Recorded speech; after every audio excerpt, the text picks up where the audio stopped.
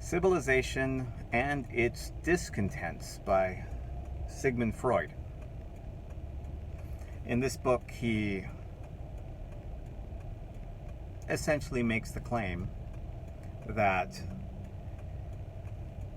much of civilization is a form of displaced libido. And he makes a connection between the urge to want to procreate and start a family and connects that to the emergence of civilization itself as this macrocosm of the family, and puts forth the paradox that in order for civilization to truly maximize itself, it must become anti-family. This is all explained in a much more sophisticated way in the book. You'd want to read it if you really want to grasp the line of thinking further. But there's a lot of truth to it. However, I think that Freud was a little giving the libido a little too much credit. One of the things that I've come to, and probably perhaps the thing I'm proudest of coming to, is the notion that within morality, within morality and the realm of philosophy and moral thinkers and religion and spirituality, there's never really been a fundamental moral certainty. We have certainties with physics and math and things like that, but in terms of morality, no one has ever been able to come up with this thing is for sure. And I feel like I came to it several years ago, and I put together a video on a previous channel about that, which is that responsibility is the fundamental moral certainty of life. And I've been trying to unpack what that means through these videos and through my blogging, because it's really amazing how once you realize that responsibility is at the bottom, is the fundamental basis of all virtue, it opens up it makes you realize how much of what we're doing is so inverted in life, and why so much of civilization has become rather immoral.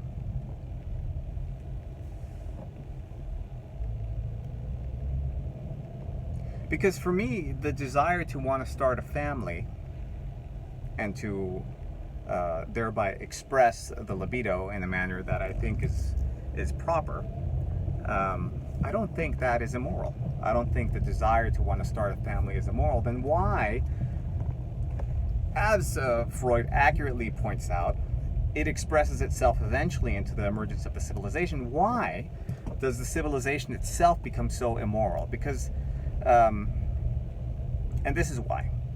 Because the production and the need to produce a civilization isn't purely an expression, a macrocosm of the expression and wanting to create a family and to procreate. Much of civilization has become a manner in which to displace responsibility. So there's two things going on here, and he completely left out an entire dimension of what is largely operating under the hood of civilization. And wrongly so, in my opinion. Is something we need to correct. And it all begins with us. It begins with that fundamental virtue of responsibility and accountability. So what happens, though, is that we, as humans, don't want to be responsible. Responsibility is something we shy away from, or run away from, or cower from, more likely. Because nobody wants to be held accountable. People want to get away with stuff. People want to get away. They want to get away with stuff. That is the animal way. I want to have my way with you and with the world and with the environment. I want to have my way with it. Screw the consequences. And if there are going to be consequences, I will do whatever I can to get away from them. Morality is something that is unique to humans. But yet, we've never quite defined what is morality. And so what I'm trying to bring into the conversation is this idea that we need to define responsibility as a fundamental moral certainty. And without that, nothing else matters.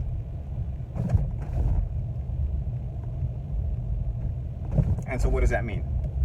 Well, that means we have to develop the strength and the fortitude to take accountability for all of our actions. Because what we do now is at an individual level, we avoid it, we shy away from it, and we infuse in the civilizations and the systems that we create ways in which to displace responsibility, to treat the consequences of our own behaviors as just inconvenient externalities, that we'll have someone else over there pay the price for. And that is fundamentally where we've gone wrong.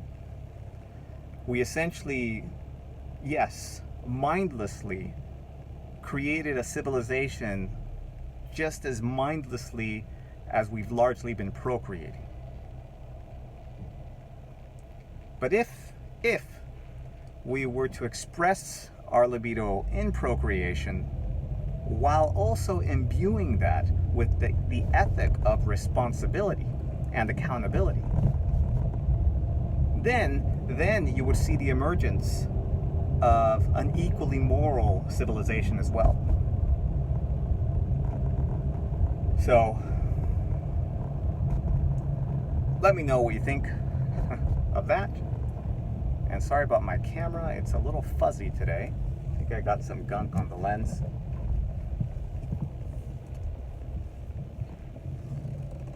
But that is my contribution to the conversation. And it's still worth a read. Made me laugh in a couple places. Civilization and its Discontents. And Freud obviously clearly must have not been all that interested in ethics, and was really, I could tell, very interested in dismissing a lot of ethical thinking, a lot of religion, and to him it was all woo-woo stuff. And fair enough. A lot of that stuff has really capitalized on a fundamental truth and part of the human condition, which is the aspiration to ethics, the aspiration to morality as a very unique quality of the human being.